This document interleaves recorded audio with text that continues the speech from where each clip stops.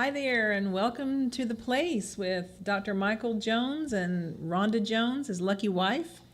We are here coming to you from sunny and chilly Pensacola, Florida. But never mind that, we have a nice cozy fire in the background, and we have a bearskin rug right behind us, and we are all set for the night.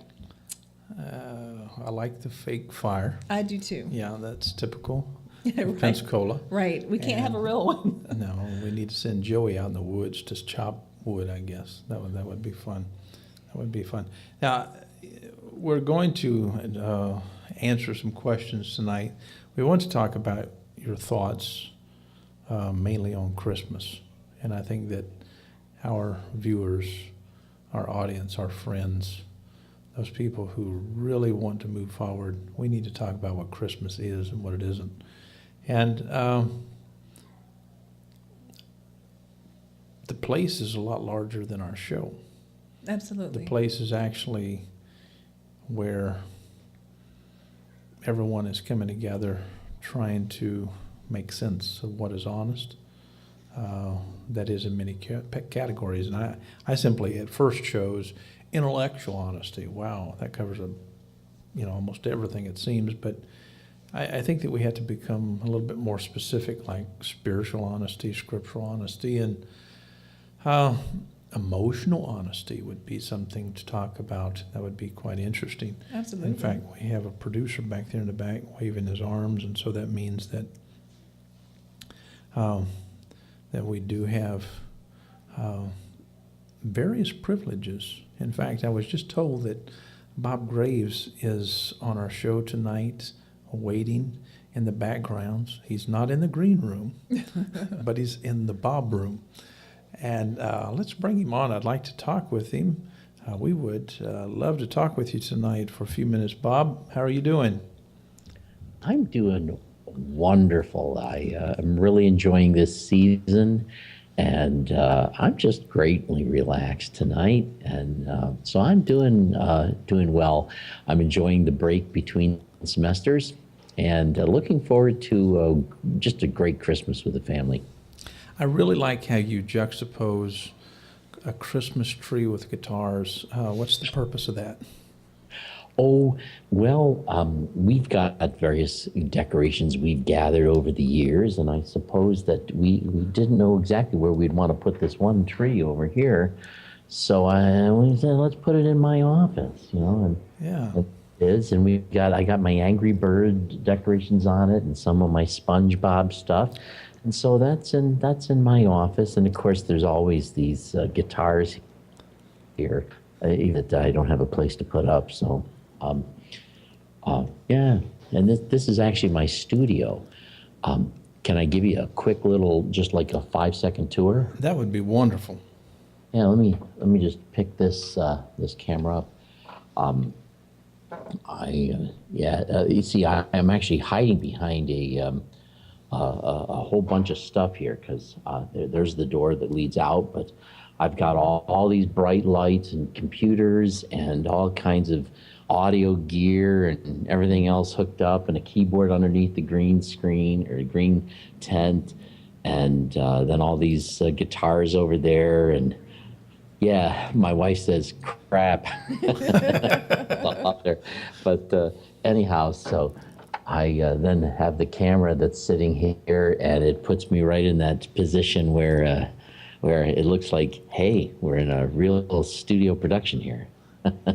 That works. Last week we were talking with Alan Darley. I thought it was a wonderful conversation about the scripture, what it is, and whether we should, include everything in one particular paradigm, and actually talking about his rendering of 2 Timothy chapter 3, verse 15 and 16. And I think that we're going to put that discussion off maybe a week or two so we can possibly bring him in on that discussion and actually continue that discussion, maybe just you and I just doing a show on that, because I think that we need to really think about what Scripture is and deal with that. But tonight, what we would like to do for the sake of argument is to talk about Christmas. I have my ideas. I think that so many times people dismiss Christmas simply because we find Christ somewhat in the Word.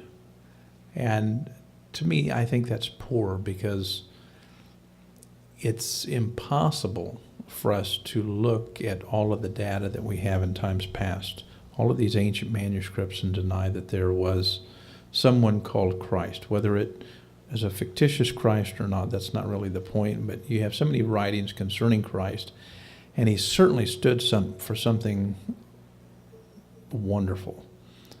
Certainly stood for the most magnificent thing that we all talk about, and that would be love.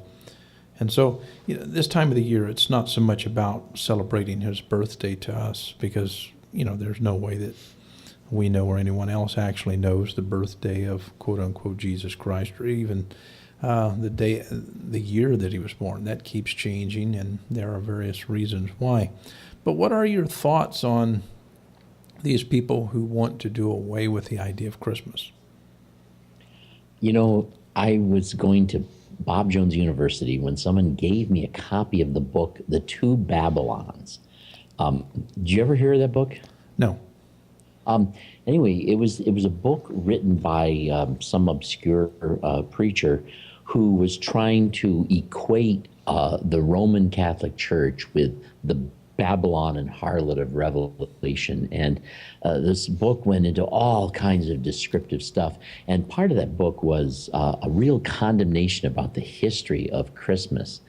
And I was really affected by that. And I'd have to say that I, as a young Christian, I actually didn't want anything to do with Christmas. I didn't see it as a Christian holiday, and I didn't want anything to do with it. And so, that was basically where I got started as a young adult. But eventually, I began to see in Christmas as a holiday something that I was really missing, that the people are involved in, and that they enjoy, and that there's really a great deal of meaning in it, and family, and of course, looking back at my own childhood, I got to be honest with you, my own family life was not a pleasant one, and Christmas was not necessarily one of those great times. So part of me was really more than happy to do away with Christmas. But eventually I came to a point where for me it's a wonderful holiday, and we celebrate here. But I've mentioned to people before that I don't see it as a Christian holiday, and I don't avoid it as with any of its Christian overtones, or pursue it for that. But to me, it's just another wonderful time of the year, and I know we celebrate the birthday of Christ at this time. That's great, I suppose. I'm more celebrating the fact that he has been for me a real presence. The fact that he was born one day isn't for me all that. Since we don't know anything about it, it's not all that key to me. So. I guess in some ways I'm a bit aloof to the so-called Christian meaning of the holiday, although not entirely bothered by it, Right. My wife and I love Christmas trees. We love decorating Christmas trees. We like eating a lot at Christmas. We like the lights and all of the things. Honey, speak about that for a moment, would you? Well, we do, and obviously, growing up, it was a Christian holiday for us, and so I've maintained that because I'm Christian. And I think, though, however, the older I get, it seems like it's more into a fun thing instead of such a serious, definite thing. And even though Jesus Christ is very definite, I still, in my mind and heart, believe that, it's a celebration of Jesus coming as a little baby, human, whatnot. And so I don't understand the fuss. I like to say Merry Christmas, and I hope that doesn't offend anyone. But, I don't mind any sort of celebration of any type. I mean, I don't personally get offended when, Hanukkah rolls around, and I don't get offended during, Kwanzaa and Ramadan and, Festivus and whatever. That's fine. We celebrate. I guess my point is we don't have to all celebrate at the same time or the same thing. And it seems like that's what we're trying to do nowadays. When I say Merry Christmas to somebody, they want to get offended or say they are and make it a point. But I don't expect you to celebrate my birthday with me, as a stranger or somebody else. Do you know what I'm saying? It's there's so many celebrations. Have your own celebration. That's great. But I'm celebrating right now and be happy for me. That's it in a nutshell. Yeah. What are your thoughts about Christmas trees, Bob? Christmas trees? Yeah. I like them. They're beautiful decorations. Of course, we could get into the discussion as to what are their roots and the pagan stuff and all that. I don't care. I could care Thank less God. what people did with the Christmas tree 5 minutes ago. I have one here. I have one downstairs that's even bigger, and it's beautiful. Yeah. And I love looking at it, and it's part of the atmosphere of this period of time, and I enjoy them. And there have been a few times we just get in the car and drive around and look at the various Christmas decorations and some of the houses that are beautifully displayed decorations, and it's fun. It's just very enjoyable, and the time of being alive and celebrating, and although I got to be honest with you, I perhaps it's because I didn't grow up with Christmas being a strong Christian holiday that it isn't a Christian holiday for me today, although it is what it is. But I just sort of doesn't bother me that anybody thinks of it that way. They can think of it any way they want to. It's their Christmas. Right, exactly. Do you enjoy Santa Claus each Christmas? I don't really think I pay too much attention to Santa Claus either, but we do have a couple of Santa Clauses here. In fact, we have one in our window. We have a bow window here, and that window has my wife has laid it out where there's elves in there and there's Christmas gifts, and there's a Santa in there sitting on a rocking chair reading letters from people, and she even has a thing that says, "Santa, I was good all year. Santa, I can explain." But That's wonderful. so it's he's a symbol of the season, and so there's a lot of hoopla about it. I don't think it makes any difference. I've had people ask me about Christmas being a pagan holiday, and my response normally is, if you're going to deal with paganism, you're going to have to deal with much of Scripture. And so I really don't see that paganism is absent in Scripture. And so the models that we talk about in Christianity, I really find that I'm very uncomfortable with the majority of the models that we call Christianity, and I'm very uncomfortable with what's called historical Christianity. In fact, I would reject myself as being identified in that context. And so, but I'm not afraid to read the Bible. I'm not afraid of dealing with the literature. I'm not afraid of reading mythology. And I can enjoy mythology. I mean, people make things up all the time. My wife and I love to watch movies, and we don't always watch movies that are not fictional or not mythologically defined. And my point is, we can learn how to enjoy fiction and put it in its proper place and things of that nature without, going to seed on it. And to me, Christmas is many things. It's a time of celebrating some ideas concerning Christ.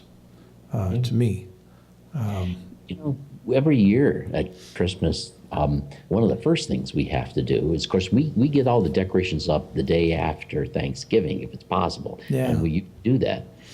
And then, but the other thing that we do is as soon as possible is we watch National Lampoon's Christmas Vacation. Awesome. Yes. Watch the Griswolds, We yeah. watch, Lost in was it Stuck in Paradise or Trapped in Paradise? There's a couple of movies with the Christmas theme that we enjoy watching at the time of year. And this pagan thing though, I don't understand the mentality. Okay, so some other people thought that something had a meaning in a particular way. Okay, so what? That doesn't say anything to me. Other than this is very interesting, I suppose, But when I'm celebrating Christmas, I'm not thinking like an anthropologist or an historian. I like the tree. Right. I like the gifts. I like the family. I like the food. Yeah. I like what it is now, and I could care less what it was to somebody else in the past. It's just, to me, the argument, even if there's some factual truth in it, is in my opinion just totally irrelevant. Cares about its pagan, and I was once there. Eschewed it for its pagan roots. Well, I think sometimes it's a great idea to borrow things from other cultures and religions, what have you. We are definitely a big melting pot, especially in this country. And to say that we can't borrow a great idea from a pagan culture or a great idea from, a Jewish person or whatever, what have you, atheist. Let's all come together and brainstorm. And we came up with borrowing a Christmas tree from the pagans, and I'm so thankful that we did. It's awesome. And it is one of our favorite things to sit on the couch and look at the lights, and it's calming. And, let's just have this big think tank, and if it's a good idea, we'll use it. And we don't have to label it. Let's call it a Christmas tree, not a pagan symbol. Well, I don't know whether I drool more over the turkey or over the Christmas tree because, I love the lights. I really do. I love the decorations and all of that. And that brings me to my next question to you, Bob, and I hope you don't mind me asking you a few questions tonight. You're the cook, or I should say chef. What's the best way to make a turkey or bake a turkey? The best way to make a turkey. Yeah, to bake one. I don't know what the best way is, but I suppose the best way to make it is to get a female turkey. Oh, no, no. I've done a few things. I don't like a dry turkey, and what have you. But Lisa's laughing in the other room. Something I did this last year for the first time was I brined a turkey, and I liked that. I thought that came out good, But I like to pay attention to the way that it's cooking. I keep my eye on the temperature, and so there's a lot of different ways you can do it, and depending on what you like most. I think I like the brining more. I like it. I don't stuff them. I prefer to make the stuffing separate and stuff like that. Now, that's for Thanksgiving normally, because this Christmas I've got some filet mignon. We're gonna. Oh, wow. Yeah, we went in a different direction for Christmas also. We normally do a turkey for Thanksgiving and also Christmas, but this year we're going to do seafood. And so tomorrow, or actually Tuesday, we're going to have 40 or 50 pounds worth of fish. Right, and oysters. and let's just be upfront and honest with the people, honey. We like to eat. Well, they know that. Yeah. Okay, let's don't say we're going to have seafood. Let's just say we're going to have a good old southern fish fry. And Yeah. that's what it's going to be. Let's be honest. It is. It's going to. Do you like raw oysters? You asking me? Yes. Lisa loves seafood. I'm somewhat allergic to it, and as are other members of my family. So, I I think I heard her. That's cute. Seriously, you're asking me? Yeah, no, so I avoid the seafood, and now occasionally a little bit of shrimp here and there, but so Oh, you know. when you guys get down here in June, I was hoping to treat you to some oysters Rockefeller. I guess not. But Bob, you'll just have to exclude yourself while the rest of us enjoy. I mean, we love raw oysters. We love all different kinds of oysters. I mean, we're just entertained with the oyster family. And shrimp, lobster. We even eat lots and lots of mullet here in Pensacola because that's almost like eating caviar in other places. Caviar here is a cheap food in our minds because people get it all the time here in Pensacola, and it's not considered the best thing to eat. And so when you live on the coast, it's much different than people who live away from the coast. And so it's fun, you know, just to toy with the idea of different food groups. But so you're going with what did you say that you were cooking Filet for? mignon. Yeah. I'm going to filet mignon as a roast. I got a large chunk of it, and then after it's roasted, slow roasted, cut it up into individual pieces. And I've already cut up some of it and cooked it, just a little bit of it, and gave out some samples, and everyone said, "Yeah, that's good." That's nice. When you say slow, are we talking about cooking at 200, 300? 200, 210 maybe, and I just bring it up until it's around 130 degrees, and then I take it out, and if it's going to finish cooking, I let it finish cooking on the counter. If it gets above 135, I slice it up right away. I don't want it to get any hotter than that. Yeah, that's nice. That's nice. I think we need to drive north. I'm thinking we do. Yeah. I'd love to have you. That would be awesome. Not on Christmas Day, though. You know, that's kind course of our not. family. What are the sides that you're Well, preparing? you know, this is the first time I've done prime rib on Sundays, or on Christmas before. So we haven't yet decided what all those sides are going to be. And we got only a couple of days here to decide it. But we always like stuffing anyway. But chances are we'll probably make like a green bean type of casserole, other things. But we haven't entirely decided. We might have some rice, whatever. But yeah, Lisa, you got to bring me the your ideas here. Yeah, we have one shopping day left to get all that food, but yeah. Well, we're going to have, and this is what goes with seafood down south, in case y'all are wondering. We're going to have cheese grits, and you know what a grit is, right? Oh yeah. Okay, just joking. That movie, My Cousin Vinny, that's funny. Anywho, we're going to have cheese grits, we're going to have coleslaw, and beans. And those are some of the South's favorite dishes. Now, when I married my wife, and I'm going to have to really get transparent here and reveal some things, her family will simply get together and take an entire pot of beans, and that's all you have. I mean, that's an entire meal, just beans. Nothing else, just beans. And she's from Virginia, actually, and that's what they like to eat. And so I've learned to eat lots and lots of beans over the years, and I have found that beans, they come in different tastes, and now I love beans a lot.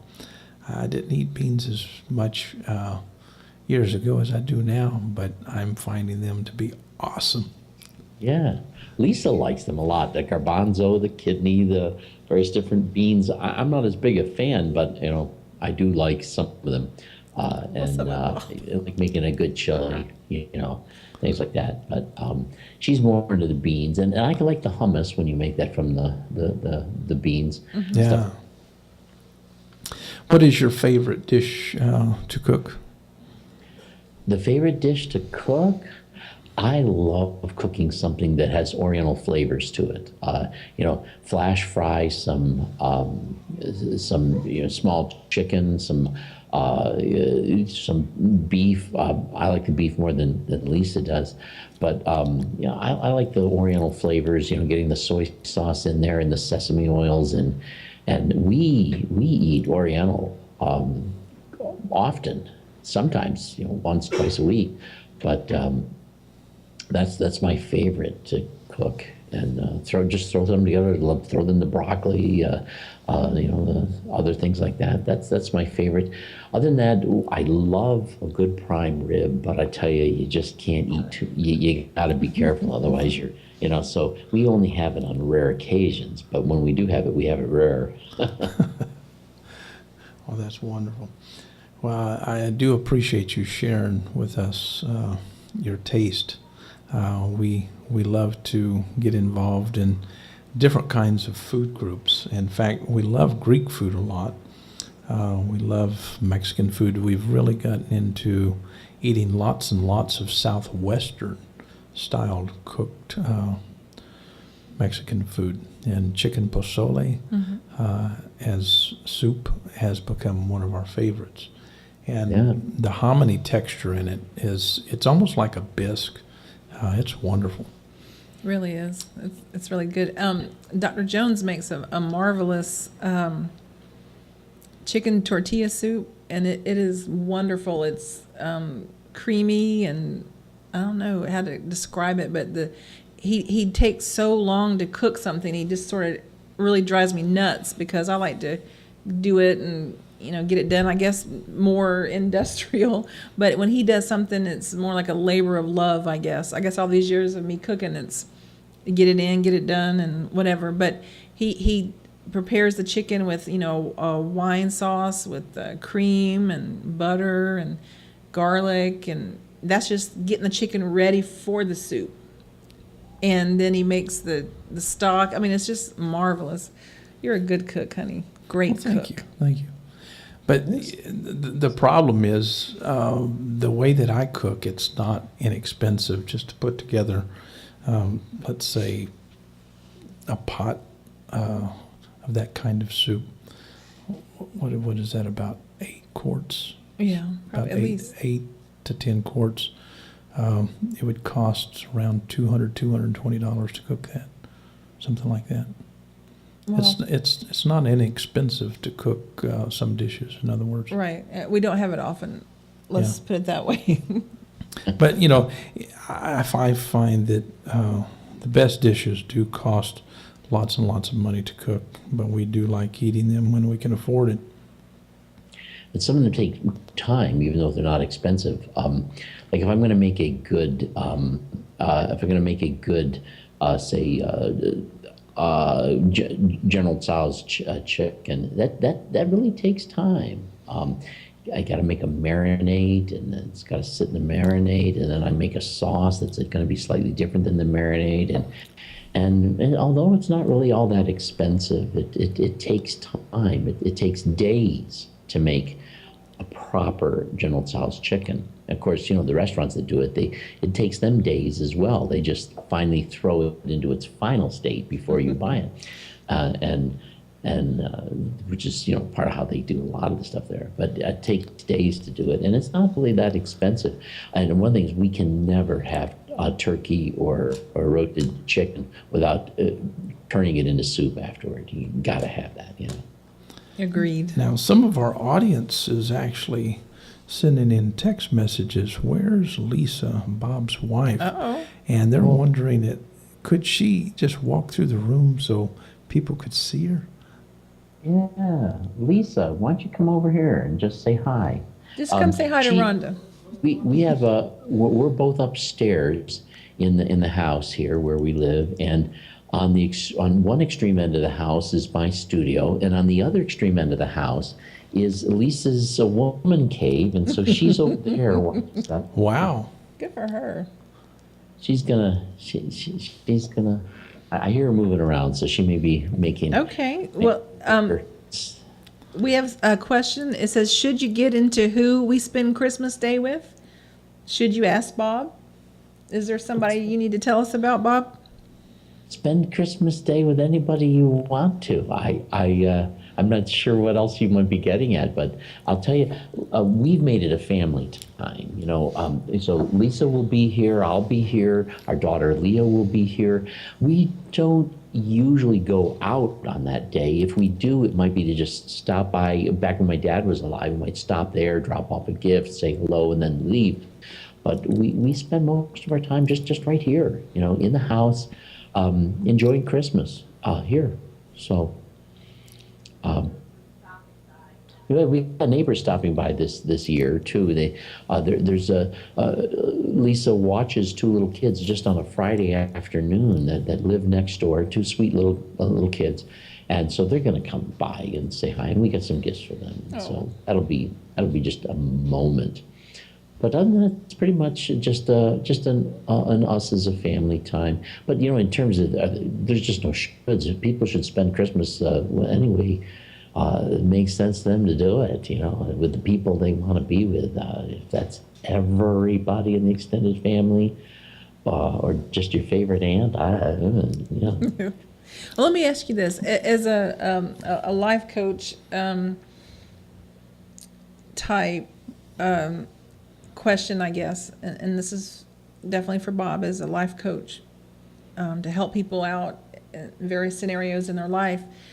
I've been reading several articles concerning people that have this seasonal depression, and obviously it hits really, really hard at Christmas time. And this one lady was saying that she goes to Las Vegas and just gets a hotel room and basically buries herself in there for a few days. Then she married a man whose whole family is so into Christmas, just way, way overboard into it. And so it was a dilemma. So Bob, can you tell us, how would you encourage her, or what would you tell her to do concerning this conundrum? Wow, of course, not knowing more about her would be difficult, but I think that we want to get rid of a lot of the expectations. Take it as it comes. Let it be what it is. I view depression as a form of hopelessness, where that comes from a perspective that this just can't be what I need it to be. Now, the solution to that sort of thing is oftentimes, discovering it doesn't need to be the way you think it has to be. There may be things in it the way that it is that are acceptable. There may be things you can do about changing it. But I think that in some ways that depression can become a habit of where we narrow our focus on those things that are the way they are. We don't feel we can change them. And then next thing you know, you've developed a habit of perceiving a situation as hopeless, and it just, and you need it to be different.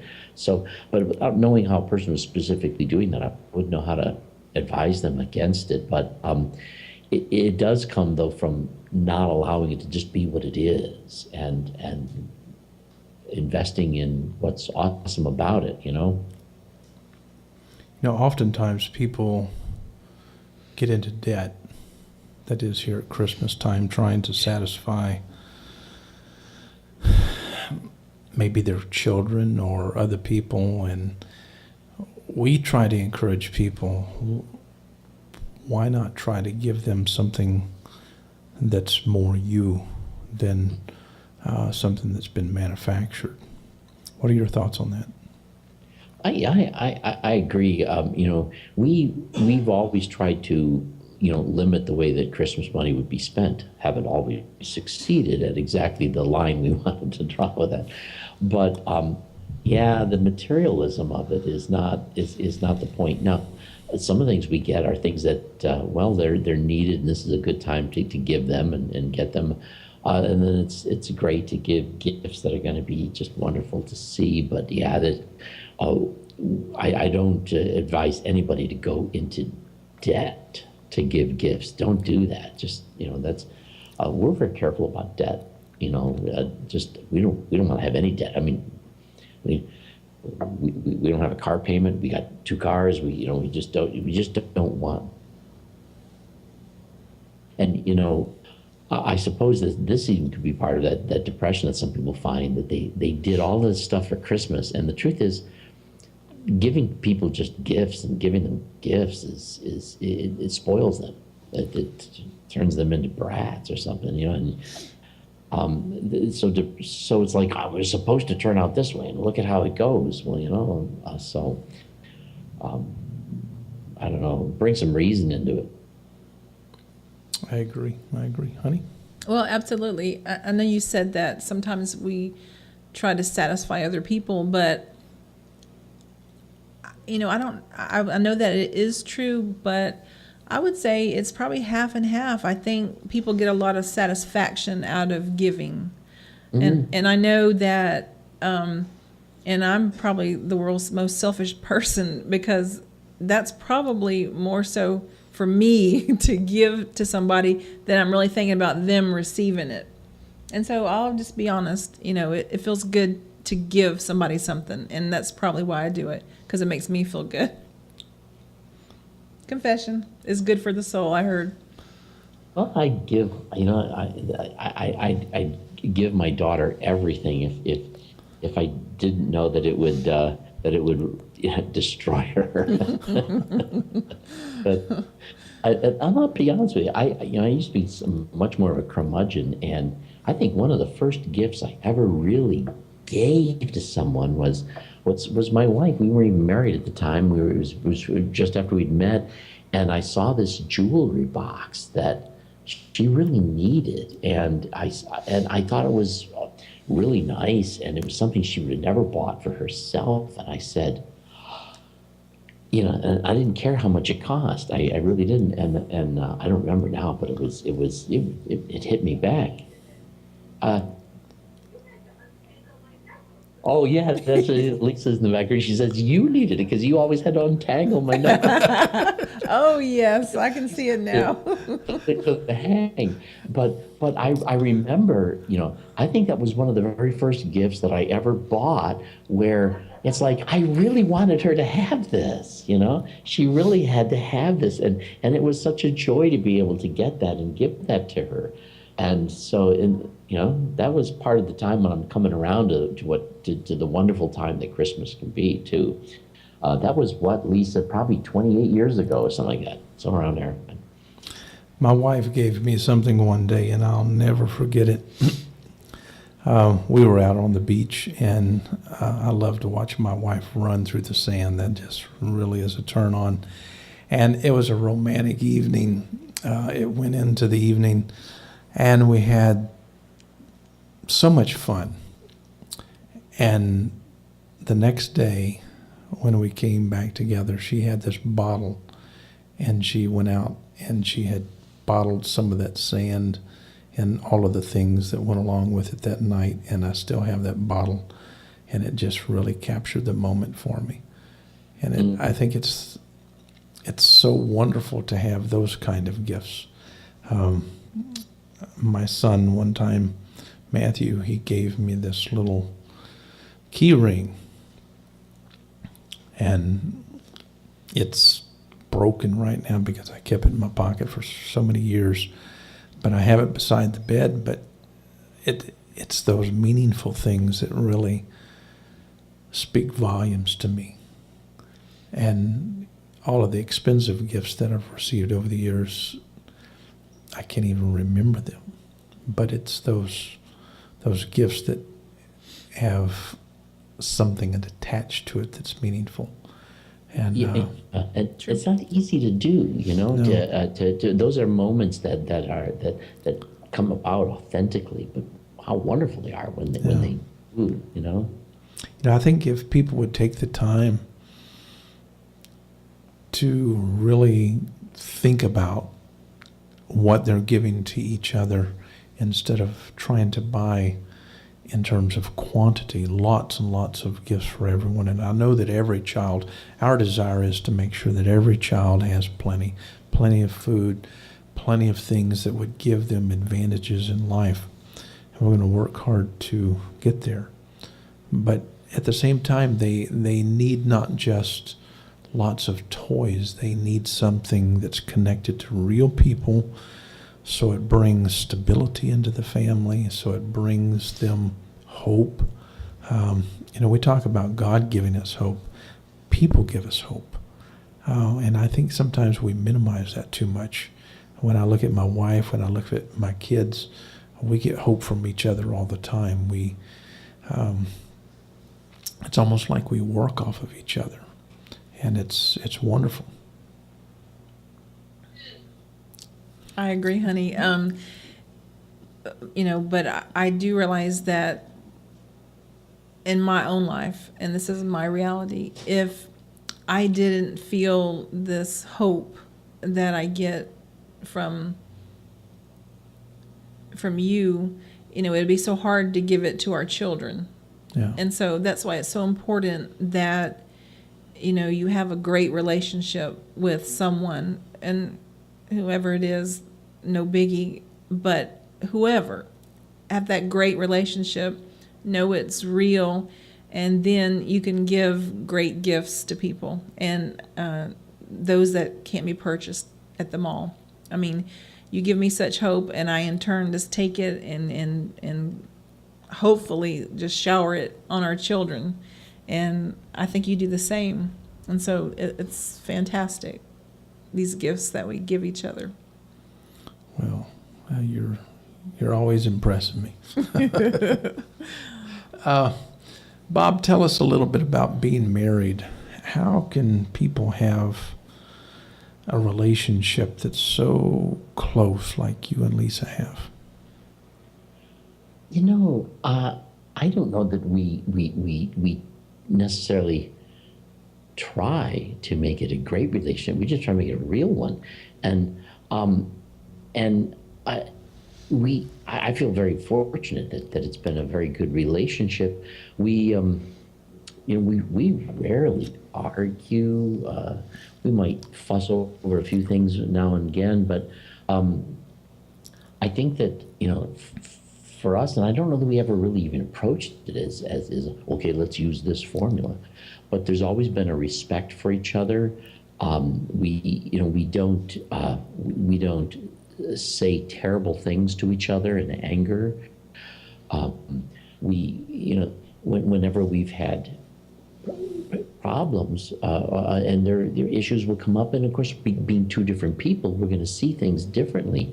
We've found ways where we can trust each other to work those things through, and I think also just learning to accept each other for the way we are, and playing a very upbuilding role with each other has been helpful to us. But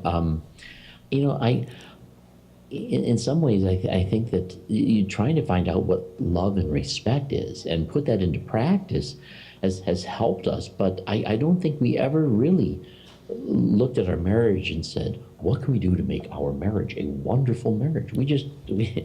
Lisa is a person, I love her, I admire her, I care about her, I want to know her, and I think that just by being engaged in the authenticity of who we are as people is just, it's kind of like happiness. You try to be happy, you can't be happy. Happy is something that happens when you're being relevant, when you're being honest, and the things like that. So I don't know that I really have all that great advice as to, we just, other than just following a loving and respectful way of dealing with each other. But I think when we came together, we both came from, without going into details, some difficult and painful pasts that involved overcoming some difficult challenges that were not always, didn't make us the most likely to succeed. And I think we both saw in each other a valuable human being who had been kind of tossed aside, and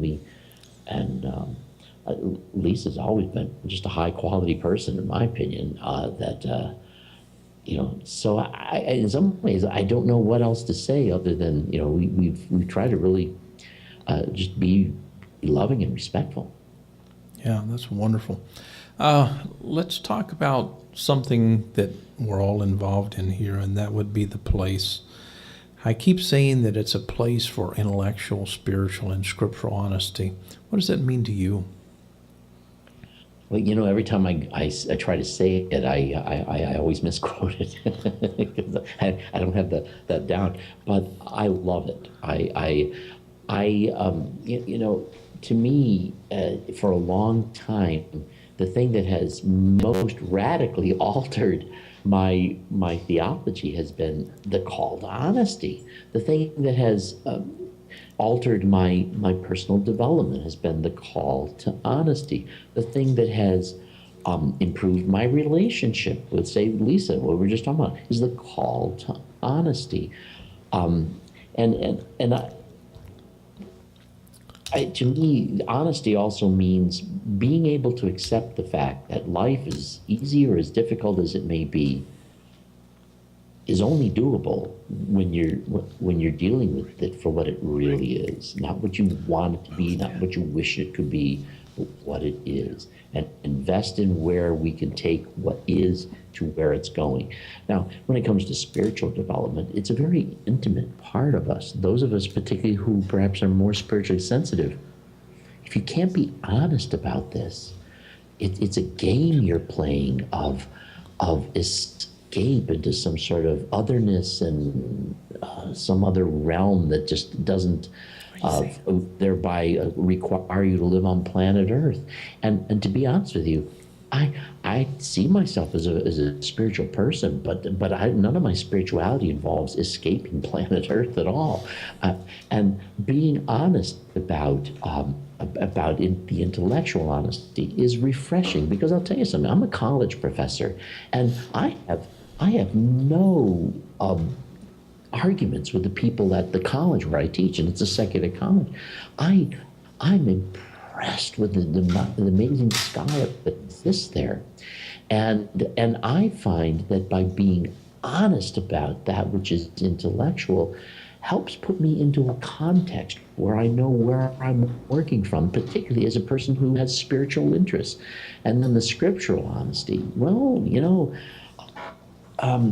we really can't take this Bible and shove it down people's throats and smack them over the head with it and sustain any sort of spiritual or intellectual authenticity. And so, to me, if you're going to be honest, like you said at the beginning of the show, whether we're even talking emotional honesty is honesty, and whatever axis of life we're on, are we going to be honest with it? And do we feel safe being honest? Are we allowing others to be honest with us? Or do we actually, sometimes we make people lie to us because we don't make it easy for them to be frank. We need to make people comfortable enough to tell us things we don't want to hear, or they're going to tell us things we want to hear and not the truth. Honesty isn't always an easy road, but it's just a worthwhile road. And you were talking the other week about love being more, having a thick skin, having a strength to it. And the honesty requires the courage to just totally let go and let honesty be what it is. Yes. So many times when I talk to theists, they get upset. I was talking this morning about several different paradigms. Number one, I was talking about education, how in grade school we have these teachers who keep little Johnny quiet. He can't say anything. He can't get into a debate because he's too immature, and he'll just fuss. But by the time that he matures a bit, the teachers will say, little Johnny, it's time for you to listen to something called a debate. By the time that he gets into high school, he will maybe participate in a debate. By the time that he gets into college, he's going to enjoy that entire atmosphere of debating and wrestling with different ideas, and this is wonderful. However, when you look at other places like church, it's like we have first and second grade teachers there, and they are saying little Johnny, and they're treating everybody like little Johnny. Little Johnny, hush, hush. Do your times tables. Just remember them. And we become parrots instead of thinkers. And so here we have adults in the first and the second grade, and we're never going to move past the first or the second grade in church life, unfortunately. And it seems like that is true not just in church, but many other paradigms. Oh, And it cripples us. And so when you do start this conversation with people who are religious, they feel insulted in a sense. Like when you're talking about scriptural honesty, let's be honest about what the scripture is. We don't have everything that we need to say for certain that this is an accurate model of what Christ said. We just don't have that. But the average Christian today wants to say the red letter edition is what Jesus said. Why, Bob? Why? you know, I have a hard time answering that. There was a time when I was there, and it was so important to me. And now when you ask me why, I'm going like, I can't think of any good reason. I don't need that. It's a false. To me, it's a sense of insecurity. What makes me think that I need that? I remember one time talking to somebody who said, "Well, if I can't know that this is a sure word, how can I obey God?" And I would say, and do the right thing. I'm thinking, is your level of morality and lovingness in this world so poor that if you didn't have God holding a gun of eternity to your head, you wouldn't do the right thing? What does that say? Yes. I see this as holding on to something that is yesterday and avoiding today. Do we believe that Jesus is alive? Do we believe he is present with us, whatever that means? Then today is very important. Now is very important. So I don't get it. To me, I think they're attempting to establish something that they have this false view that they need. And once they think they need it, I can understand the confusion that follows from that. But it really strikes me as being a way that they don't realize is actually giving support to a man-made structure called theology, a man-made structure called our church. And this doesn't have God in it at all, Yeah. Oftentimes when I get into discussions with people about the stories of the Bible, I was asking some questions to several pastors this morning, and it was about the first story in the Bible, and it was about Adam and Eve. I started asking questions like this. Here we have a human being. He wasn't born as a baby, not according to the models of theology that we have. He was actually born as an adult. He didn't have time to grow up, and yet his father basically puts him out in the backyard with the worst killer of all, the one who is the most deceptive. And I simply started asking just basic questions. Is it ever good for a father to put his children out in the backyard with the deadliest of snakes, the most deceptive snake, a walking and a talking snake? And so when I framed it like that, these people somewhat started questioning that story of Adam and Eve. And so my question would be, why is it hard for most people in theology to even question whether that story actually took place or not? My theory on that is that, I sometimes describe myself as an agnostic theist. I do believe, to me, my spiritual experience is a very real and very central experience. But as an agnostic, in a sense, I acknowledge the reality that I can't prove that. And the truth is, I am very comfortable with my belief in God, my belief in Jesus, my belief in the presence of God. But I'll be honest with you, it hangs on the flimsiest of evidence. So flimsy I could not compel it, even of myself, and the honest questions that I might ask. And I think that a lot of people aren't comfortable taking the risk of believing in God on something that can be that flimsy, but I think it has to be. I think it's the only way to be honest with it. Personally, I'm comfortable with that. Um, the question is one I've learned to dismiss as answerable. And so I'm not threatened by the fact that it's flimsy. The denials are equally flimsy. And so I think that people want to have something where they can feel like when I tell you I believe in God, I don't want you to laugh at me. I want to be able to say, well, there's this and there's that and there's this reason and you have to listen to me and this is true because, and I don't think you can do that. And with their desire to do that, and I think this is why I need to have something that is artificially solid, because there isn't anything that is that solid. I'm comfortable with that. I'm comfortable being a person who is not, I'm fully committed to the relationship that I have, recognizing that when it comes to the compelling proof, I got nothing, nothing compelling.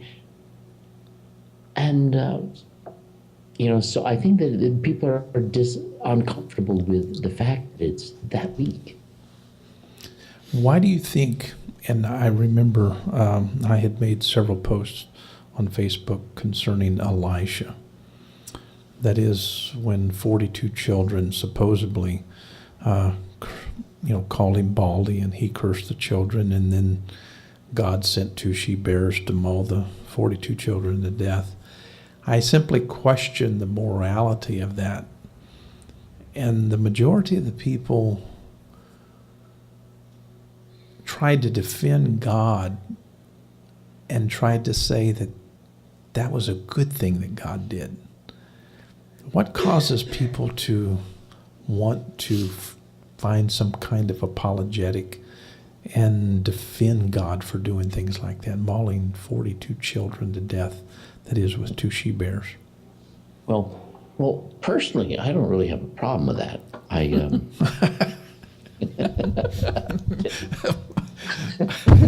You really love the nuance. Wow.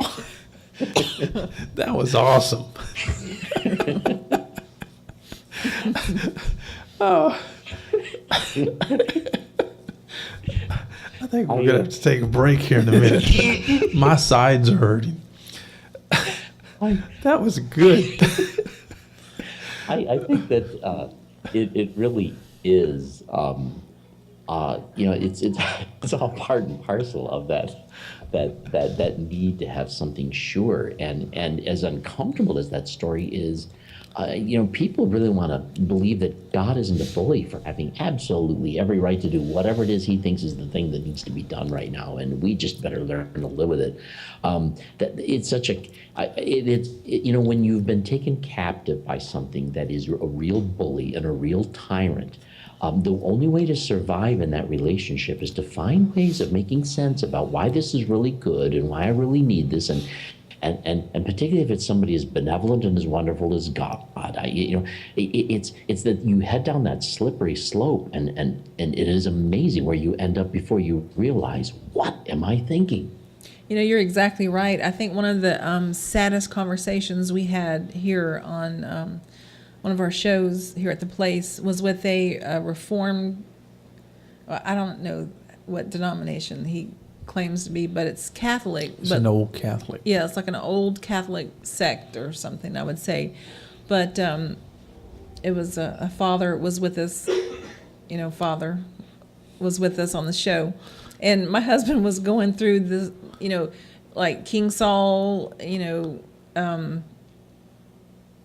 who was the dude? It was the prophet Samuel was actually stating for him, thus saith the Lord thy God, go kill the men, the women, the children, the infants, slaughter everybody. And then, so my husband says, What do you think about that? And he was just, without even hesitating, oh, absolutely. If I was told to go do that, I would certainly do that. And Michael said, you mean to tell me not only would you kill the men and the women, you would kill the children, and not only the children, but you would kill the infants. And this guy, without blinking, Bob, not, and Lisa, no lie, absolutely. But I'll be honest with you, if God showed up incarnate right here on this stage right now and told me to go kill, 5 kids that live next door, I would hate to say what I would say to him, but I mean, right, I would say absolutely, hey to the no, I will not do that. I mean, but this guy was just so adamant that he would certainly do it. That's sad, and it goes right along with what you're saying. Yeah. How do we find ourselves being that way, feeling that way? I might actually say something a little similar to what Jesus said to Peter at one time, you know? Yeah, and now, it's interesting, though, the studies that have been done, what people will do when justified by authority, some of the social tests that have been done by social scientists to study, you need to shock this person when they answer incorrectly. We're studying stress, and and they would sometimes set the test up so that the person being shocked isn't really being shocked, but the person doing knows that thinks that they are, and the person's just acting like they're being shocked. And they see like going, and it is amazing, if the tester tells the person, no, this is all part of the test, Yeah. that people will continue to do some. It is amazing that some of the ways we can respond to authority, but I really think that there's a lot of value in developing a sense of healthy independence. We don't need to be rebels, but we also don't need to be people who are just falling in line and dealing with authority. And there's also ways of doing it. I remember one time I was pulled over by a police officer who felt that I had turned right on red at a place where there was a sign that said no right on red, and he was mistaken. That sign wasn't there. And we had an interesting conversation, but I never had to get, this and that and everything. But he ended up, there was no ticket. My daughter was with me, and it was an opportunity for her to actually see me, disagree with the police officer. Sure. And there's no way I was going to accept his ticket, and if he did, he was going to see me in court. But, he didn't know what that sign said. And it was a sign that was, 2 blocks away from where I had lived for 14 years. And I know what that sign said. He was just driving by and saw me turn right on red. And he thought he zipped around. He was probably creating more havoc turning around to come get me. Sure. But at the same time, I wasn't saying, well, you ass, what the hell, you got the gun, you think you're a Joe cop, go ahead, make my day, I just don't have to be that way either.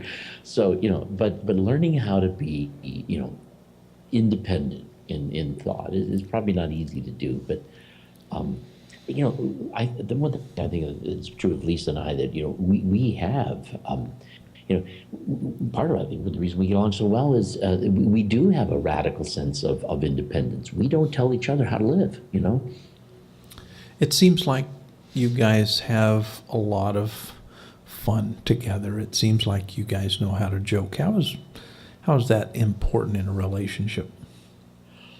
Lisa has an awesome sense of humor. It's so funny that there's some jokes she tells I don't dare tell you. But she has an awesome sense of humor.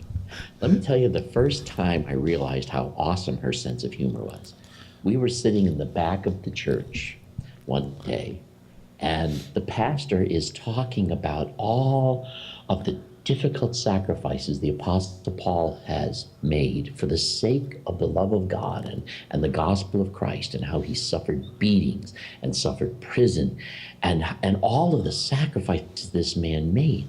And what do you say to a man who has made all of these sacrifices? And Lisa leaned over to me and she whispered in my ear, she said, "Get a life." and I nearly lost it. No, she wasn't saying it because that's how she really felt about it, but it was just a funny thing to say. And it was amazing. But that's part of her sense of humor. And I love plays on words. And we probably have a lot of fun with jokes and humor. And we love watching comedy movies. And sometimes even we'll watch stand-up comedy and stuff like that. But yeah, have a good laugh. It's a great medicine.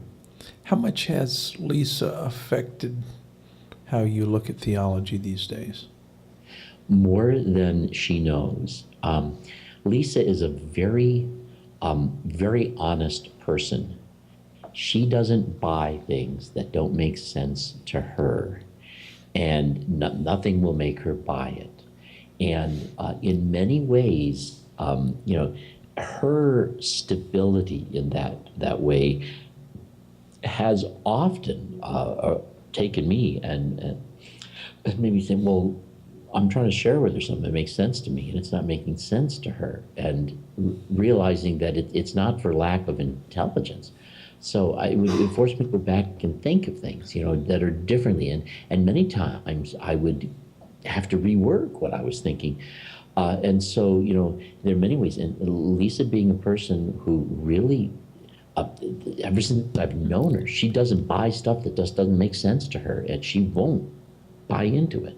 Sometimes she blames herself, thinking that, well, maybe I just don't get it. But and so sometimes she doesn't take confidence in giving herself credit. But at the same time, I think it's so commendable. If it doesn't make sense to her, she's not buying it, and that has had a great effect on me, in that it always challenged me, that even in the ways that we had to deal with each other or deal with the issues that we talk about, I got to find things that really make sense if I'm going to if I'm going to be of influence, and things that are honest and authentic, and her being that way has made me realize that this is the only gentle and loving option that I have, and she's had a great influence on me, and so I'm glad she's held her own in that way. It's been great.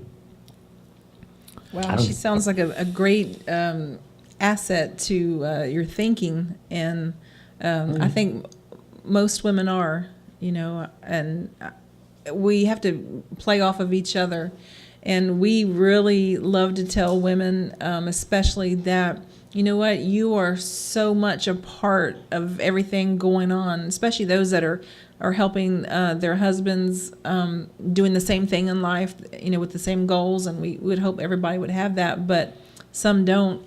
And so we encourage women to be certainly not, below the man, as some do in religion. That's so important. It's a great message that Dr. Jones puts out there, and I hope women all over are listening. You are certainly qualified and ready to lead and be a partner in your relationship, and I hope you are. And so that's what God would want you to do. I don't think that theology would have become so poor if women would have written theology. I totally agree, and I think that when women first got involved in theology, in order to gain credibility, they had to kind of think like men. True. And unfortunately, that was what they had to do to kind of gain their credibility. I even see the same thing in politics. Women are having to act a little bit like men in order to get in there. But I'm hoping that once they are well established, they can start really being more themselves. We need what they can do. I got to be honest with you. Even one of the things that's strange here.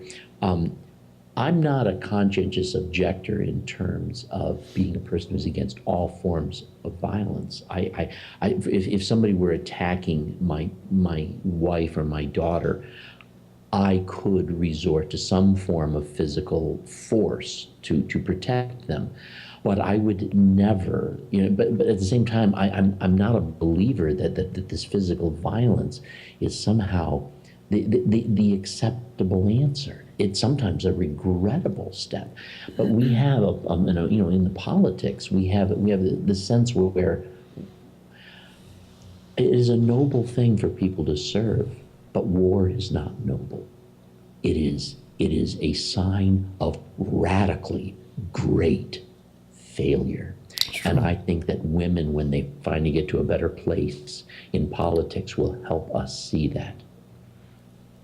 Yeah, definitely agree. That's a fantastic point.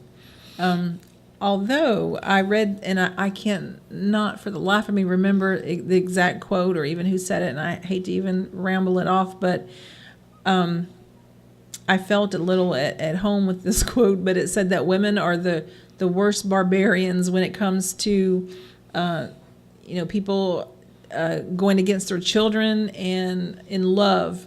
And I guess that goes along with, hell hath no fury like a woman scorned. And so we were called barbaric. And I said, you know what? I'll take that. I'm not ashamed to say that. I'll claim it. So we may focus on different ways of falling apart when we resort to that violence, I suppose. It's often said that, some people observe that women will get into meaningless arguments with neighbors, and men rarely do. But women don't tend to get involved in those meaningless arguments with other nations, and men do. So there may be various different things going on in the way that we are different biologically. But I think that both of us can fall apart in different ways, but we can both supply strength to the other. There was even the point we were trying to make earlier about politics, that when men can be the stabilizing force in the local conflict, and when women can be the stabilizing force in the greater conflict, then I think we'll be able to better rely on each other's strengths and turn this into a far better dynamic as we all participate together. I certainly agree because, our sons are out there and our daughters are out there, going. We have a daughter in Afghanistan right now, a daughter-in-law in Afghanistan, and we had a son that served in Iraq a couple years ago. And, I would not have that. I cried like a baby, but, then I feel guilty, why not my son, why not our son, and let somebody else's go. Then you get in this all this moral, philosophical, and I should have just nipped it in the bud when the recruiter came to the house, and that was a while back. But honestly, Bob, I went outside and I showed out, like we like to say in the South. I went out there and tell him, honey, what happened? Well, it was funny. We had two recruiters, Army recruiters, who had approached our son. And it was at a time in which he was a little bit young, and they were trying to subjugate him. And what I did, I simply ran them off. But it had to become more than what I really wanted. They became violent with their voices, very polemic. And my wife did state a few things. I met him. I wouldn't even let him in the door. I met him outside. I saw him, and I said, you know what? I told them not to show up. It's not a good time. They're not going to be here. I went out the door, down the steps, met him at the car, and I said, no, sir. And they absolutely forged ahead. Came on in the yard, and I went through this. I'm calling the law, and I just acted crazy, but I didn't want it to happen. But the thing that bothered me was these people reminded me of fundamentalists. Mm-hmm. They had a sales pitch, and they wanted to sell our son on the idea that this is God's will in a sense. But it was pitiful, and it made me so sick. And I was thankful that at that point in time he rejected it. Later on, he did sign up and go into the Army. And one of the things that I'm proud of is in Iraq, he was more interested in handing out candy and all kinds of toys to the children, trying to make peace. And he actually went to extremes to put his life on the line when he was warned against this, simply trying to get people to like soldiers and people. He was interested in that kind of thing because our son has always been interested in dialogue. If you talked with him, you're going to find out he loves to talk, and he's a very likable person, and he's really not interested in the concept, quote unquote, of the military. He's more interested in making peace. And I don't know, to us, we keep praying for an avenue. I wish that the military could have as many debates as our universities have. What are your thoughts on that one? I don't know exactly how that would. A military has to be able to act when it's time to act. So if it was to be open to debate, of course, it would have to be times of debate, seasons of debate, and seasons where debate is not allowed. There's many ways in which I think that if there's any place for the debate, it's the people who are making the decisions that an action is necessary. In many ways, the people who serve, dangers can be real, but when people are called, they don't know how political or how real the dangers are that they're responding to. And so there's a sense of which I think we owe a great deal of gratitude to those willing to serve, willing to go, willing to respond to orders. So in terms of running a military, I suppose there's a need for a little bit more regimentation there, but there does need to be a season in which Yes. let's ask the questions, because I think it is debilitating to human nature to have a person in a military situation ongoing. Because they stop thinking, they stop taking true responsibility for themselves. And so, I suppose that there'd have to be a time, the countries like, I guess, Switzerland require everyone to serve for 2 years. And then, whatever. But so I don't know that I have any really good answers for that. But I remember when I first went into the Army, part of our orientation there was listening to poetry by some of the colonels and some of the higher ranking members of the Army. And they worshiped war. To me, it was horrific, the idea, what they were doing. I ended up being company clerk. I was a conscientious objector. So I never carried a weapon, but it was amazing to me the worship of war that was going on. I couldn't believe it. I thought, you guys know what you're saying? Well, then you're familiar with, what was his name, Bob? Is Desmond Doss? He was a conscientious objector. I think he was a medic or something like that, but, he's a very admirable person. He's from Lynchburg, Virginia, where my mom's from. And I thought, that was admirable to go into. I think he was actually in a wartime environment and was a medic, but he didn't carry a sidearm or anything or a gun, rifle. And I always have admired him. Yeah, I think I've heard the name, but I've not thought much about it since the Vietnam days. Right. I was thinking the other day,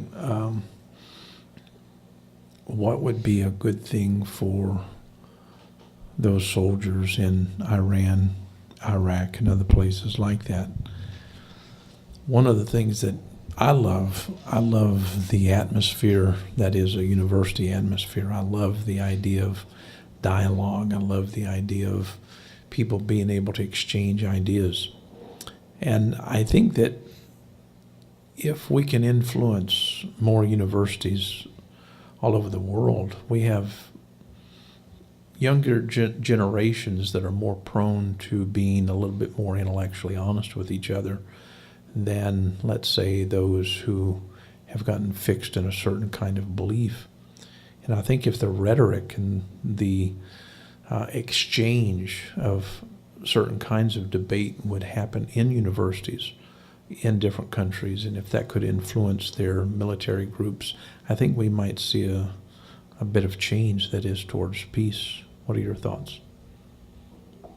I wish I had a more solid sense of what it would take, but I do think we need far more dialogue where we entertain far more than just the right and the left view, where we entertain a wide variety of different ways. Now, one of the things that I never really thought of that much before, but when I went back to college and worked in human development, one of the things I found so fascinating about getting this degree in human development is, at least at SUNY Binghamton when we were studying it there, the goal of that curriculum was to take a look at the lenses themselves of sociology, psychology, anthropology, political science, the various humanities and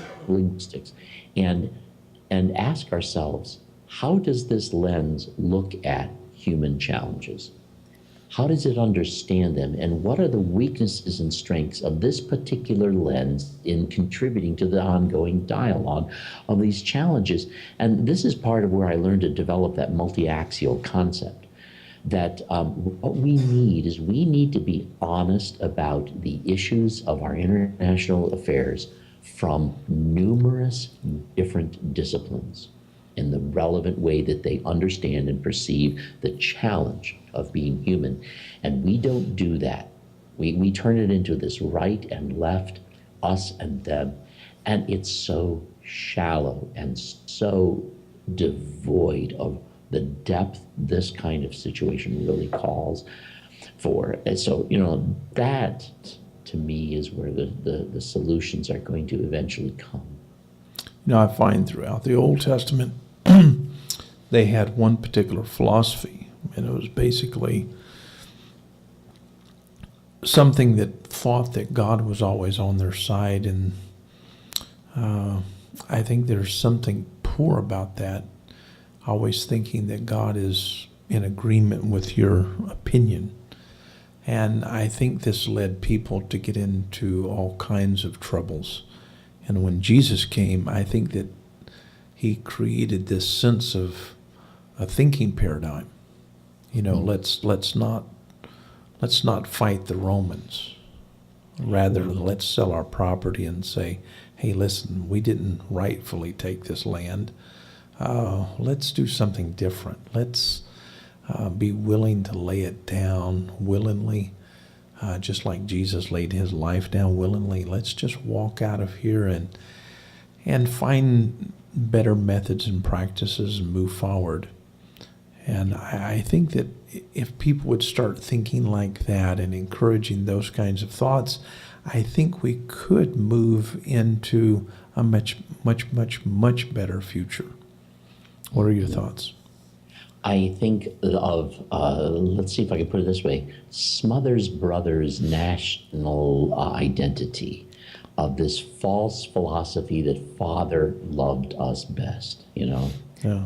And there's, don't get me wrong, I think that the United States of America has been a nation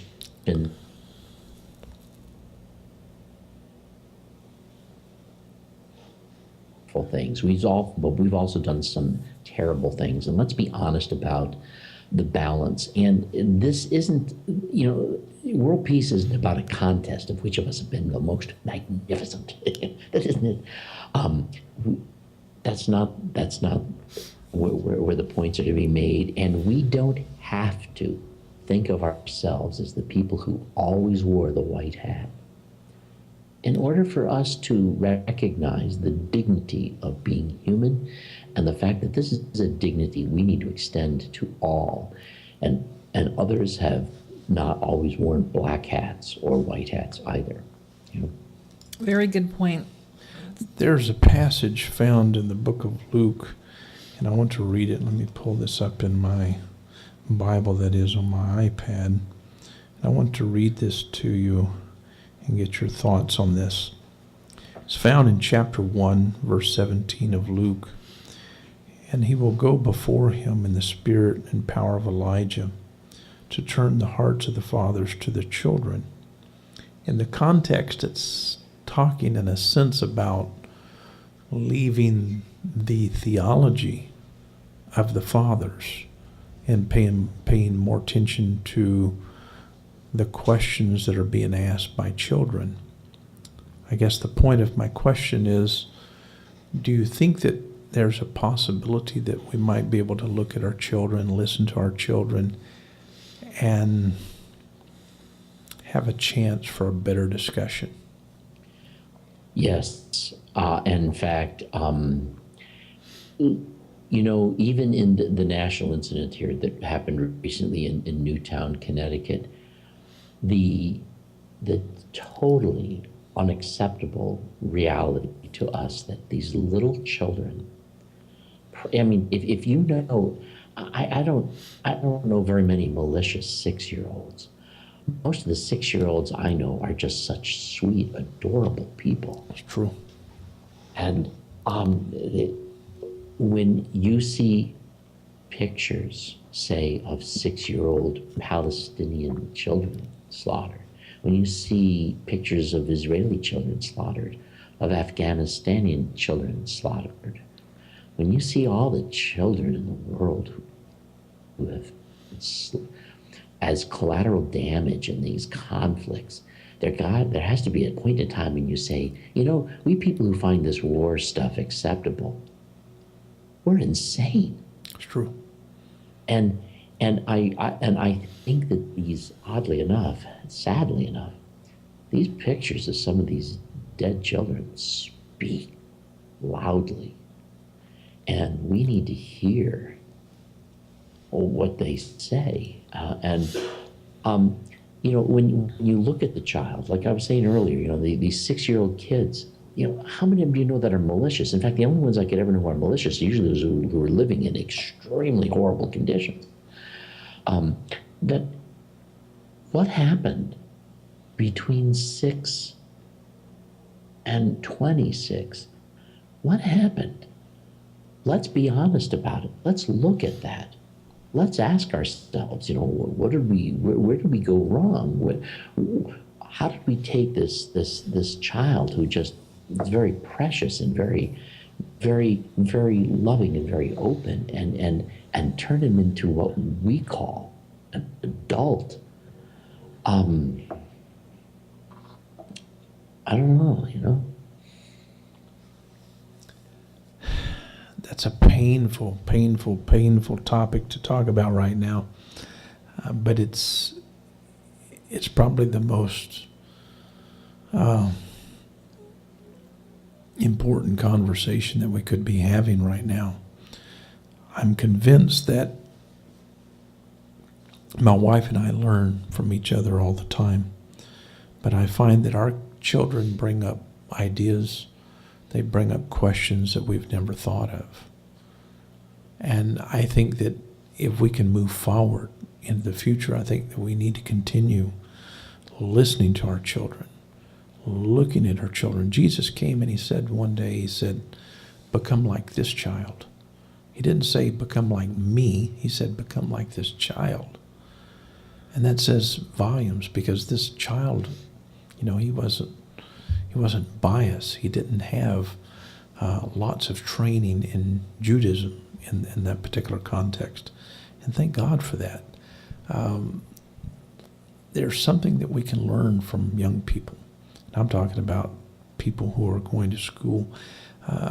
So many times when I'm teaching, I keep telling students, I'm your teacher, I may be your professor in various classes. That's fine, but please understand that I'm here and I'm probably going to learn as much from you as you learn from me. And I have found that students over the years have helped me to ask the right questions, and this is why I've become a much, much better linguist. And it's not because I asked all the right questions, it's because my students did. There's something about when the child asks a question, when the student asks a question, someone without the power that you have is asking a question. How easily we can dismiss this towards our own agenda. The question might not even seem to us to be important, but let's, some of the assignments that I give early in the semester, the students don't realize this, but some of the assignments I give them are assignments where they're graded on whether or not they did the assignment, not on whether or not what they have to say about the topic is indeed accurate. And I let them know that. But part of the reason is this, that when I'm going to take them through this course, I need to know where they are, so I know how to take them where I'd like to take them. I can't just give them information I want them to stuff down in there if I don't understand how this is going to work for them or not work for them, whether it's going to be coherent or incoherent, relevant or irrelevant. And I think that when it comes to the child is someone without any power at all. And there's a sense in which, other than when they get into the why mode, their questions are very relevant to where they are at. And we need to remember where we were at and discover where they're at, and then try to make the progress to where it would be good to be from there. What was the most difficult doctrine that you had to deal with, that is, in getting out of quote-unquote fundamentalism? What was the hurdle, the big hurdle for you? Big hurdle. What was the big hurdle? Almost hard to remember. I suppose at first it was the belief in the inerrancy of Scripture. That was, for me, a big thing. When I first began questioning things, I was questioning as to whether or not it was even being properly interpreted, but its authority wasn't questioned by me at first. So that may be it. But I can tell you this, the easiest thing for me to challenge was having accepted the idea of a relationship with God being something that was directly between me and God. The interference of the structure of the church with the individual was something I was absolutely ready to accept, and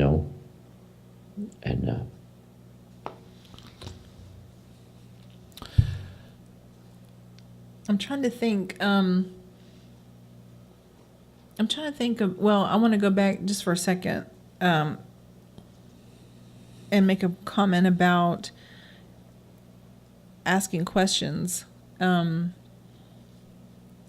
remember once, whenever I was young, as a child, I think I would say I was probably 10 or 11, and I was always more interested in what the adults were learning in church than, the kids' stories. And I would try to put myself into the adult, conversations and classes and best I could and when I could. And I remember being, I guess, quiet before. It was the pastor's son, and the son was about 25, I guess, at the time, and say I was 12. But I had a question. And I asked the question, and I remember the guy, and he was a leader in the church. I remember him saying, that's, something like irrelevant to the point, I was making, and I thought at that time, if I would have let that stop me, it hurt me as a 12-year-old, but I think about it often now. If that would have stop me, where would I be in life? Because we have so much power in our words. And, when somebody asks us a question, when a child approaches us about something, we have got to be so careful. Even when somebody that doesn't have as much information or knowledge, as we've got to be so careful the way we treat them and the way we get them to question again, or they may not. And I hope that we've never, hesitated anyone from asking a question here at the place. One of the things that I'm afraid of is that, we have people like Alan Darley getting involved with our network here, which I'm so thankful for. We are thankful for that. And I think that there are various people who get turned off because they feel like no one is going to answer their question.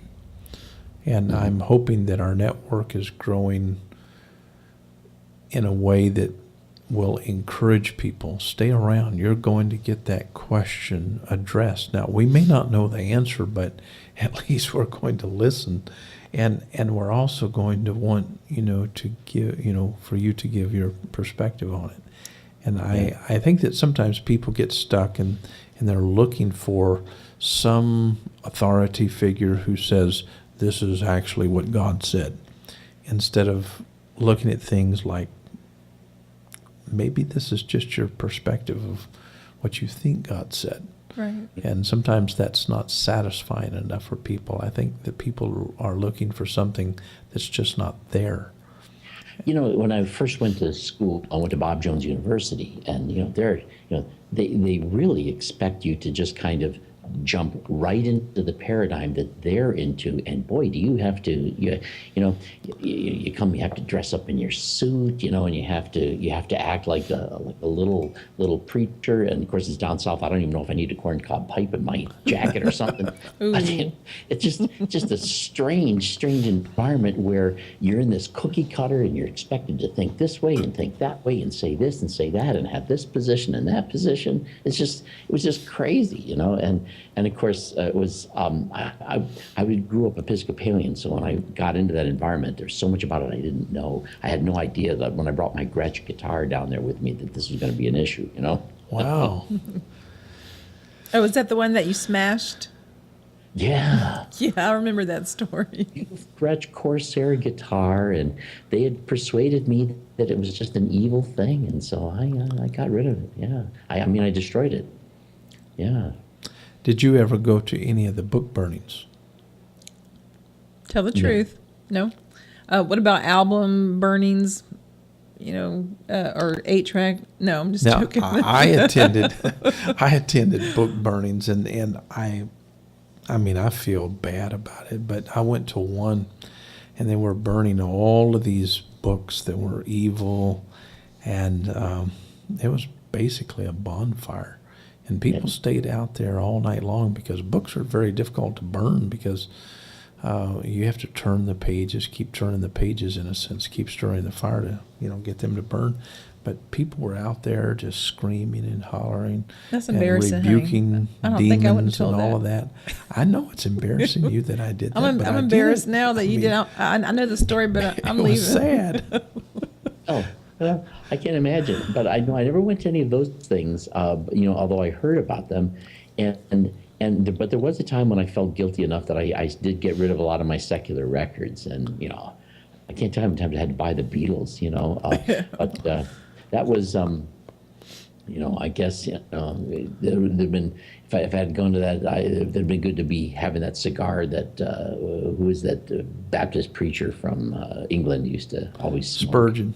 Spurgeon, yeah, Right. the Baptist, or maybe that corncob pipe that I should have had. Who knows? But they could burn down all these albums with that. I never got involved in that. I thought about, we thought about you when we read about one of the little, I think he was a 6-year-old, and I think it was a boy, that he was a Beatles fan, one of the little Newtown children that were killed. Yeah, they were a Beatles fan. And I thought, wow, that's, to be that evolved at 6 years old. I didn't even know who the Beatles were. When I was probably 15, my dad was all into country music, and so that's what we listened to. But gosh, it's so sad. I can't really talk about it. One young lady was actually really making some wonderful statements about peace. She had peace signs that she made all the time, and talked about how the world needed more love and yada yada yada. So 6 smart. years old. Yeah, it goes right along with your teaching this morning about let's look at the children for information and really how to run this world instead of looking back at the fathers. We've made a mess of it, and let's look forward. That was a perfect teaching. I do want to get to a couple of comments. The masses are demanding to know where Lisa is, but hey, folks, she may not show up tonight. She may just do a walk by or something. Hey, that's okay, but they just want to know that she does exist, and she really does. I've talked to her, I've seen her, She's absolutely gorgeous. She's funny. She really is. And I heard she was shy, and then we were on Skype, and she talked a mile a minute, and I'm thinking, I cannot imagine her being shy. But she was a pleasure to talk to. And so she does exist, and you know what? She doesn't feel it tonight, so leave her alone, folks. Yep, she's in the other room with the door closed on, so she can't hear me talk to her. So she'll hear me like when the late see a delay. So when this finally gets on, Lisa, come on in. Just say hi. Actually, I don't even know if she may be in her pajamas for all I know. But yeah. Well, I just wanted to let everybody know she does exist. And we have a comment from Sherry England. Now, if she shows up, we'll switch right to her. Sherry says, I love this time of the year to take a time out to think about the birth of Christ and the sacrifice that Christ made. It's a great time to give thanks for grace and God's goodness. So thanks, Sherry, for making your statement. And then when Bob was talking about, he would be like Jesus and what Jesus said to Peter, someone wrote, what Jesus said to Peter, you mean upon this rock I will build my church? I don't think so. No. I'm sure that's not it. And then Michelle says, when we're talking about God ordering the killing of men, women, children, and infants, she says defending that kind of a God is utterly sick. And then when I said I would not kill anybody if God came right on the stage right now and told me to, she said, same here, Rhonda. I would say absolutely no. Yeah. Very good. On my show, Reflections, we talked about, I don't think the show aired, but I did some research on women who killed their children. And, the sad as it is, in almost every instance, it's because of theology. It's because of hell. They didn't want the child to go to hell. So, they killed it, or they thought God was telling them to make a sacrifice, like, Abraham did. I mean, just story after story of a woman, taking a rock and bashing two of her children's heads in. I mean, a woman taking a child, he was 18 or 20, to a shooting range and shooting the child in the back of the head. Women drowning their kids, women, stabbing their children. My God. And it was all in the name of God. Yeah. How utterly sad. That were a woman who drove the car into where she was just trying to move on with her life in a sense. But when you have a person who is honestly, earnestly, emotionally and mentally challenged and believes genuinely that there is this hell that they got to worry about, and that the kid is going to arrive at an age of accountability where they're facing this eternal risk. And I'm telling you, you got an opportunity now to make sure that risk isn't theirs. And you're looking at a life that you don't think is going to go well for them. And so you don't think their odds are very good. What a person who's under emotional and psychological stress can come up with under that sort of a situation, particularly if they're challenged in any particular way, this is just sad. It's terrible. It's terrible. Yeah, I'm going to see if I can get Lisa to come in here. Maybe, Lisa, they don't believe I have a corn cob pipe, so bring that with you, would you? He's talking to Clint Eastwood back there. But I was going to say something to that comment, but then I started laughing. Then I thought it wasn't appropriate just to comment while I was laughing, and then about something so serious. But now I've forgotten.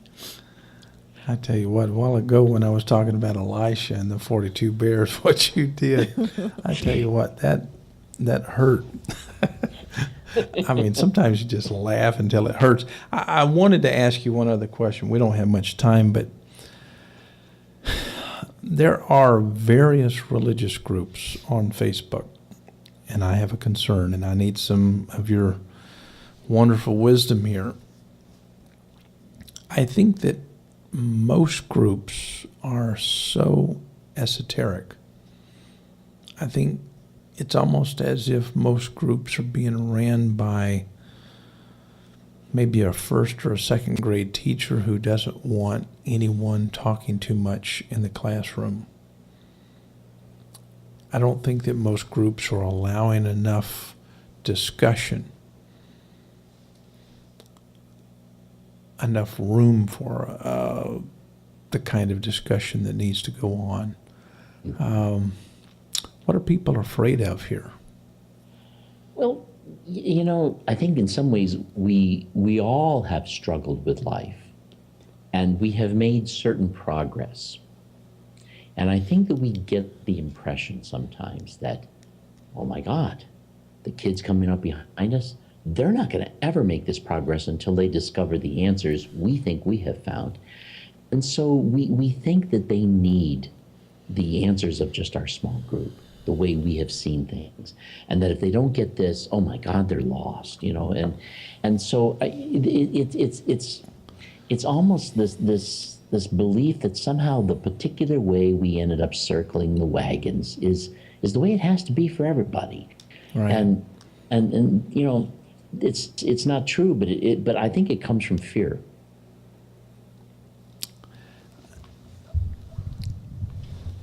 I probably need to make another confession. I struggled coming out of my fundamentalism. It wasn't that much of an academic thing as it was an emotional thing. It was trying to get past the guilt that was laid on me. I can remember when I was 6 years old, and this is very hard for me to even tell, because at the age of 6 years old, I was of the understanding that beer was satanic. I was told that it was sinful to drink. And I was picking up beer cans on the side of actually my grandfather's church in Corpus Christi, Texas. And one beer can had some beer in it, and it spilled onto my hand. And I ran as quick as I could to the side of the church. And I turned on the water faucet, and I kept saying, "Oh God, forgive me of all of my sins in Jesus' name. Amen." And I must have repeated that prayer 35 times within maybe 2 or 3 minutes. I was doing it so quickly, I was panicked. And it was because I had no security at all. And I was only 6, 7 years old, something like that. Right. And it didn't cease when I was 6. This became something that continued on into my adulthood, just constantly saying, "Oh God, forgive me from all of my wickedness, my sins. And please forgive me of all of the wickedness that I don't even know that I've done." Yeah. Before I would go to bed at night, I was terrorized in my mind. And I could see clearly academically. I could see mentally one thing, yet at the same time, my emotions were wagging me. Mm-hmm. And this is what I'm so concerned about. I think that sometimes the church has sensitized. I was a person so filled full of fear. I don't know of anybody who has ever been filled with as much fear as I have. Well, not just fear, but shame. Shame Right. is a dynamic that is the energy behind most obsessive behavior. People are more likely to be obsessive in the things they do because they're driven by shame, a sense that they are not only inadequate to life, but how disgusting it is of them to be so inadequate, how unacceptable and how embarrassing. And when we are energized by shame and the way the gospel is taught to people, we're really trying to give them a shame-based relationship to God and to their relationship to God. This guarantees a certain obsessive loyalty to the faith that shame is, if a person experiences shame, that should be an indication that they have been violated by a lie. So true, so true. Even after I left that kind of theology, I still suffered from panic attacks, things of that nature, which really troubled me. And I would have ministers of the gospel who claim to know all truth come my way and say, perfect love cast out all fear. And Yeah. I would follow their wisdom, and it would get me nowhere. And I finally found people who were telling me the truth. And they said, Michael, sometimes the kind of fear that we have is learned. And sometimes we forget how to relax. And so I had to go through a learning curve of learning how to relax again because I lost it. Mm-hmm. And I had to desensitize to that which I was sensitized to. And that took time. It took years. And there was a healing process. I'd like to encourage people when people try to throw the scripture at you. Sometimes people just scripture whip you in a sense, and they make you feel like there are all of these perfect answers. You know, if you have fear in your life, perfect love drives out all fear. That's not true. Sometimes what you need is for someone who knows something about fear to be honest enough to say, this is how all this stuff works. And you can get better by listening to people who know what they're talking about. And in my life, I was so thankful that I began to see truth, but yet at the same time, it was like starting a brand new journey. And so I'm thankful for not just my ideas concerning the Bible, but I'm also thankful for physicians, all kinds of other people who have discovered many other things that can help me and other individuals all over planet Earth. And this is why it's so important to us that we get involved in a discussion, not just of theology, but of psychology. Right. And of different other disciplines in life. We don't need just theology. My God, we just don't need theology. And I think that's what Jesus came 2,000 years ago to say. We don't need just theology. Theology needs, in a sense, needs to be small in the sense that I'm speaking. And we need to contemplate other things in life. And this is why this Christmas holiday season, we're going to enjoy it. It's not going to be, about getting up on our knees and worshiping the Lord our God in that sense of the word. We're going to have a lot of fun, and we're going to run around and just have a blast. Yeah, awesome. As being you're being a linguist, I'm sure that also helped you to overcome a lot of this past. In this sense that in linguistics we take a look at the anthropological angle of language use, where we try to understand what language actually means, not based on what people claim it means, but by watching the way people use it and the way people respond when it's being used. And when you see the duress and the fear and the shame and all the things that are the response to all this theological talk, you begin to see in that the betrayal of its real purpose. Right. It's been wonderful having you on the show tonight. We wanted to simply relax. Tomorrow is Christmas Eve, and then we have Christmas. And I think we're going to have a wonderful, wonderful, wonderful holiday season this year. Absolutely. And Merry Christmas to everybody. Yeah. And you and Lisa. Yeah, and I guess she was too shy to come out That's this way. okay. Hey, I've talked to her, folks. She's wonderful. And when you finally get to talk to her, you're going to love her just as much as I do. Yeah, my wife's really impressed with your wife. We were so excited to meet her the other day, and we're excited about you guys coming down in June. And so, Bob, state your last words for tonight. Encourage someone in one direction or the other.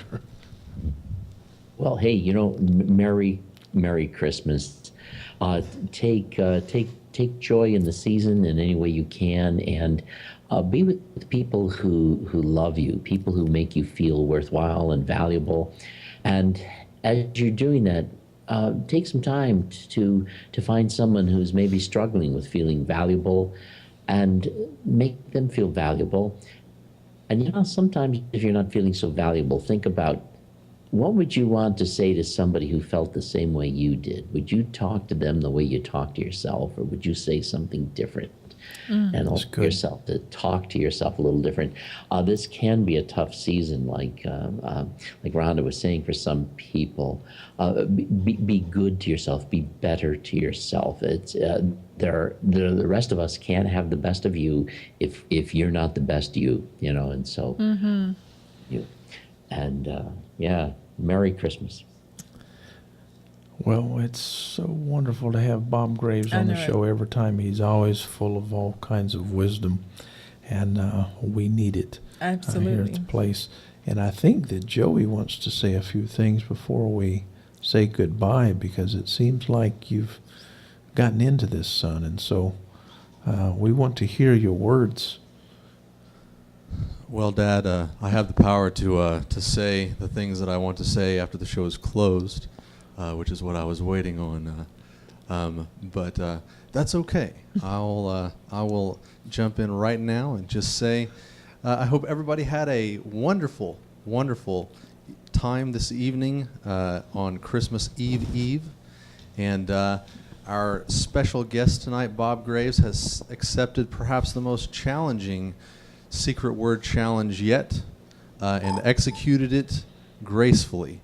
And though he has won the victory outright, because you did not call him nor catch him in his devious acts, you are allowed, our hosts, the victims of this challenge, you are allowed to rob just a portion of his victory back if you can guess what that secret word was. Okay. My goodness. Was it Bob Jones University? You have how many more guesses? 2 more guesses. Matt says you have 2 more guesses. Okay, give us a hint, just a small you get hint. No hints. Oh, come on. You heard it. Just write it on a poster board. And He won't know. I don't have my glasses on, so I couldn't Pantomime read it. Oh my goodness. Okay. Our chat room is it Lisa? knows. Lisa? Everybody on Facebook Lisa? knows. Everybody but the 2 of you. And Bob is Oh, I chuckling. know what it is. Corn cob pipe. Close enough. The secret word was corn cob. Yeah, Corn because cob. Corn cob. Wow. I was like, what's he talking about? I mean, dissing the South with that corn cob pipe remark. I've never had a corncob pipe or a thought about a corncob pipe before. But My grandma had a corn cob pipe. Just joking. That was good. Very good. I Corn tell you cob. what, yeah, we're going to talk Bob into eating lots of fish down here. being caught was not easy. No, it wasn't. I mean, it could have been worse, because in the South we have a saying that, never mind, that a corn cob. Never mind. Never mind. You were an officer and a gentleman there. Well, thank you, Bob, for being with us tonight. Take us out, Joey. Ladies and gentlemen, it's been fun. And to our hosts and our good sports in the chat room, in the audience, we hope you enjoyed tonight's discussion. And we hope that you have a wonderful holiday season. And until Wednesday, in which Dr. Jones will be teaching on all the presents that he got, and Bob will be spending time with his family, we will see you then. Bye-bye now. Merry Christmas. Hey, Bob, you guys